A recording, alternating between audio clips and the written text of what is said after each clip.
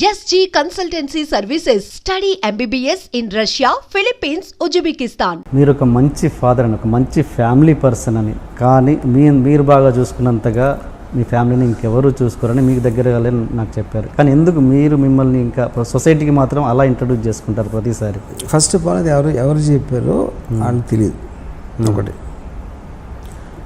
నా అంత anti family person ఉండడు. ఫ్యామిలీ అంటే ఏంటి? ఫ్యామిలీని చూసుకోవడం ఏంటంటే వాళ్ళు అన్నీ పోషించే బాధ్యత కావచ్చు, రకరకాల బాధ్యత ఎవరు చేయరు. ఫ్యామిలీని పోషించే వాళ్ళు ఉంటారా? అంటే ఇంత వద్దు, ఇది రిలేషన్సే వద్దు అనుకునే వ్యక్తి ఇదేంటి? ఇప్పుడు నేను మానవ సంబంధాలు, నాకు ఒక రిలేషన్షిప్, ఒక నా వాళ్ళు అనే ఫీలింగ్ అసలు నాకు ఉండదు. ఎవరి మీద ఉండదు, నా మీద నాకు కూడా ఉండదు యాక్చువల్గా. ఓకే, అలాంటప్పుడు ఎవరో నాకు రిలేటెడ్, లేకపోతే ఫ్రెండ్, చుట్టం, లేకపోతే అలాంటిది అసలు నేను అసలు అబ్సల్యూట్లీ నాకు ఫీలింగ్ ఉండదు. మా డాటర్ అమెరికాలో ఉంటుంది. ఓకే, లాస్ట్ ఇయర్ నేను హైదరాబాద్లో ఉన్నప్పుడు తను వచ్చింది. 1 month హైదరాబాద్లో ఉంటే నేను 10 నిమిషాలు కలిసాను 1 monthలో. అంటే తను కలవాలనుకున్నా అది వేరే విషయం, అది నాకు తెలియదు. తను ఏమనుకోదు, నేను 10 నిమిషాలే కలిసాను. ఓకే, ఇంకా అలాంటప్పుడు నేను ఇంకా ఫ్యామిలీ పర్సన్ ఏంటి ఫ్యామిలీ పర్సన్ అంటే బాధ్యత తీసుకోవడం. బాధ్యత ఎవరు తీసుకోరండి, బాధ్యత ఎవరు తీసుకోరు. అంటే ఇంత స్ట్రైట్గా మాట్లాడే వర్మ గారు అది కూడా అంత బాధ్యత కూడా తీసుకుంటారా అని ఆశ్చర్యపడే వాళ్ళు ఉంటారు కదా. నేను ఇంకా వాళ్ళ గురించి నేను సో నా వల్ల కాదు. నా ఉద్దేశంలో ఫ్యామిలీ మీద అంటే వచ్చేసి అమ్మా బాగున్నావా, ఎలా ఉన్నావమ్మా, ఇలా కూర్చుని మాట్లాడి అందరం భోజనం చేద్దాం, వెళ్ళి రెస్టారెంట్కి వెళ్దాం కలిసి అని, అలా గుడికి వెళ్ళొద్దాం, అలాంటివి నేను చేయను. ఓకే, బట్ బాధ్యత మాత్రం తీసుకుంటారు. ఎస్. అంటే నిజం చెప్పండి, మీకు మీ భార్య పిల్లలు గుర్తొస్తారా లేదా అసలు ఎప్పుడు? నాకు I have a fundamental problem with the words. భార్య, పిల్ల, తల్లి, చెల్లి, అసలు ఆ వర్డ్స్ మనుషులు ఇందాక నాకు బంధాలు ఉండవు, బాంధవ్యాలు ఉండవు. ఓకే, నేను ఓకే బంధాలు లేవు, ఆ మనుషులు గుర్తొస్తారు? ఉండరు, ఎవ్వరు గుర్తున్నారు నాకు. ఓకే, నేను అప్పుడు చేస్తున్న నా సినిమాకి సంబంధించి, నా వర్క్కి సంబంధించిన మనుషులు, వాళ్ళతో నాకు పని ఉన్నప్పుడు వాళ్ళు గుర్తొస్తారు. ఓకే, అంతే. నా మొత్తం రిలేషన్షిప్స్ నా పనుల మీద డిపెండ్ అవుతాయి. ఓకే, నాకు వాళ్ళ నుంచి ఏమి కావాలి అన్నది ఒక్కటే నాకు మనుషులు గుర్తొస్తారు. More selfish. Selfish, of course. I'm selfish and self centered. It's more stronger than selfish. Yeah, self centered. మీకు మీది లవ్ మ్యారేజ్ కదా? Yeah.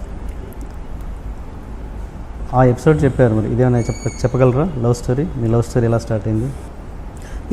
My love story like anybody else. ఆ టీనేజ్లో ఆ టైంలో అదంతా అయిపోయింది అంతే. అండ్ ఐ థింక్ నాకే తెలీదు నేను నాకు లవ్ చేసే ఒక కెపాసిటీ కానీ ఒక అర్హత లేదని.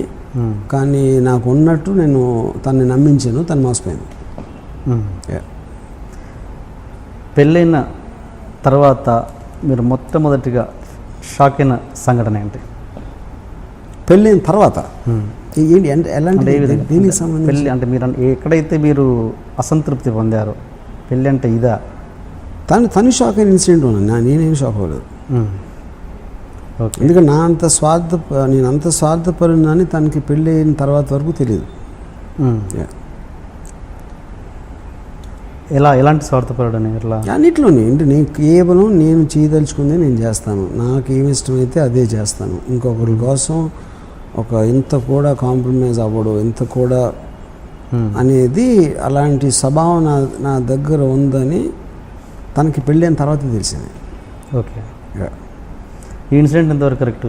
ఒక పెళ్ళైన తర్వాత ఒకసారి మీ వైఫ్ మిమ్మల్ని లేపుతూ పాల ప్యాకెట్ తీసుకురా అంటే కరెక్టే, తీసుకురావట్లేదు.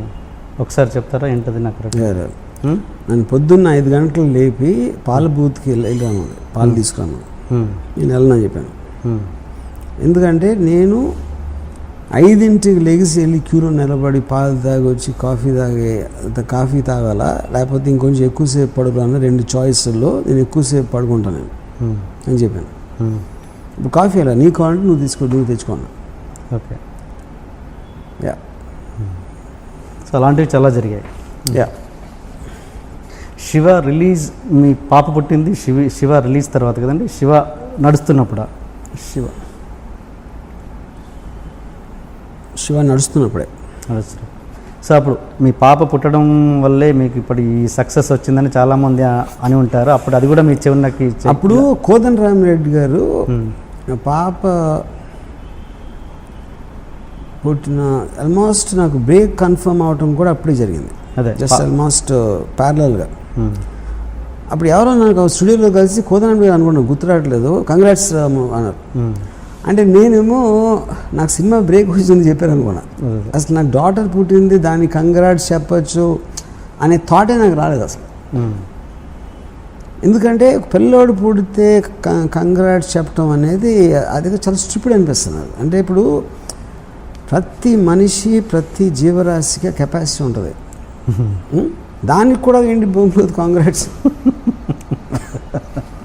సో నేను ఒక ఏమీ ఎక్స్పీరియన్స్ లేకుండా ఫిల్మ్ ఫ్యామిలీ నుంచి రాకుండా కేవలం నాకున్న ఎబిలిటీ తోటి కన్విన్స్ చేసి నేను బ్రేక్ తెప్పించుకున్నాను అనేది కంగ్రాట్స్ చెప్పాల్సిన చాలా గొప్ప విషయం అని నా ఫీలింగ్. అది ఎవరు పిల్లల్ని పుట్టించగలిగితే అది కాంగ్రాట్స్ అంటే. సో అది అదృష్టంగా మీకు వచ్చిందని మీరు నమ్మరు దాన్ని ఎట్టిగా. మీ బ్రదర్ ఉన్నారు కానీ ఇప్పుడు నా అదృష్టం నేను అనుకోను, కానీ నాలాంటి ఫాదరు నాలాంటి మొగుడు మా వైఫ్కి ఉండటం వాళ్ళ దురదృష్టం అది మాత్రం. బికాజ్ నా అంత సెల్ఫ్ సెంటర్డ్ సెల్ఫిష్ పర్సన్ అనేది ఏ ఫ్యామిలీలో ఉండకూడదు అనేది నా ఫీలింగ్. అంటే వాళ్ళ పాయింట్ ఆఫ్ వ్యూ నుంచి చెప్పేది. అదే మీకు ఇలాంటి అవేర్నెస్ అప్పుడు ఉంటే కనుక పెళ్ళి చేసి కరెక్ట్ పెళ్ళి చేస్తారు. మిస్టేక్ చేసింది నేను, బట్ సఫర్ అయిన తను.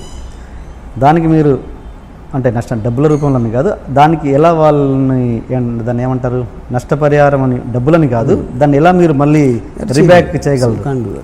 చేయలేరు. ఓకే. అది ఫీలింగ్ సంబంధించిన విషయం. ఫీలింగ్ అనేది మీరు దాన్ని ఒక కన్స్ట్రక్ట్ చేయలేదు దాన్ని.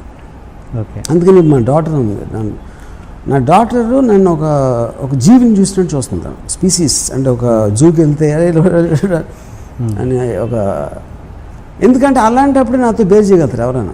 నన్ను మనిషిగా సీరియస్గా తీసుకుని ఎవరైనా హర్ట్ అవుతారు. ఓకే. నన్ను ఒక వింత జంతువులాగా చూస్తే they can have a very good relationship with me. అందుకని నా డాటర్ నన్ను రాము అని పిలవమని చెప్తున్నాను. నాకు నాన్న అని వర్డ్ నాకు ఇష్టం లేదు. ఓకే. అప్పుడు రాము అంటే ఆబ్వియస్లీ మీకు ఈవెన్ ఒక ప్రాక్సిమిటీ కూడా బెటర్ అయిపోతుంది. ఇక డివిజన్ లేకుండా అమ్మ బాగున్నావా, నాన్న వచ్చారా, ఇలాంటివన్నీ తీసి పాడేస్తే you will become like friends. మదర్ని ఏమని రిలేషన్షిప్ ఎక్కువ ఉంటుంది. మదర్ని ఏమని పిలుస్తారు మీరు? నా మదర్ని అమ్మ, ఎందుకంటే నేను పుట్టినప్పుడు అది అలవాటు అయిపోయింది. అది నాకు అంత పుట్టినప్పుడు అంత తెలియలేదు కాబట్టి ఇప్పటికీ అమ్మ అని పిలుస్తాను. అంటే మీరు అంటే మీకు ఒక నాలెడ్జ్ వచ్చింది కదా, ఇప్పుడు మానేయచ్చు కదా పిలవడం. మళ్ళీ ఇంకా అంతమంది ముంబై అని పాలిటీషియన్స్ మారుస్తారు, కానీ ఒకసారి వర్డ్ అలవాటు అయిన తర్వాత ఇంకేంటి మార్చేది. నేను మా ఫాదరు పోయినప్పుడు నేను చెప్పాను ఇంట్లో మా మదర్కి, నాకు నాన్నగారు ఫోటో ఒక దండ వేసి అక్కడ పెట్టడం ఇష్టం లేదు.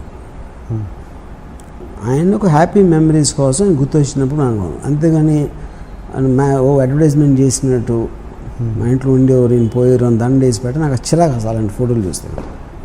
మామూలుగానే ఉన్నారు, మనతో ఉన్నారు, ఆయన మెమరీస్ ఉన్నాయి. కానీ మామూలుగా ఎవరైనా లోకంలో ఎవరైనా ప్రపంచంలో భార్యాభర్తలు విడిపోతే వాళ్ళు ఇంకా మర్చిపోతారు, వాళ్ళ రిలేషన్ ఇంకెవరికొరు గుర్తురారు, దూరం అయిపోతాయి రిలేషన్స్ ఎక్కడైనా. కానీ మీ విషయంలోకి వస్తే రివర్స్ అయిపోయింది.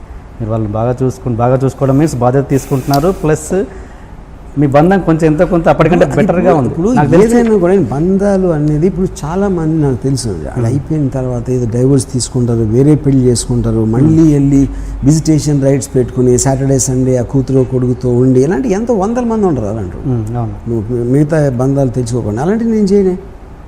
అలాంటప్పుడు మీరు రిలేటివ్ డిగ్రీలో మీరు మెజర్ చేస్తే నాకు ఏ మాత్రం నేను వన్ ఆఫ్ ది కాదు, నాకు తెలిసిన వాళ్ళలో మోస్ట్ సెల్ఫిష్ పర్సన్. నాకైతే నాకన్నా సెల్ఫిష్ పర్సన్ నేను కలవలేదు ఎంతవరకు. ఓకే.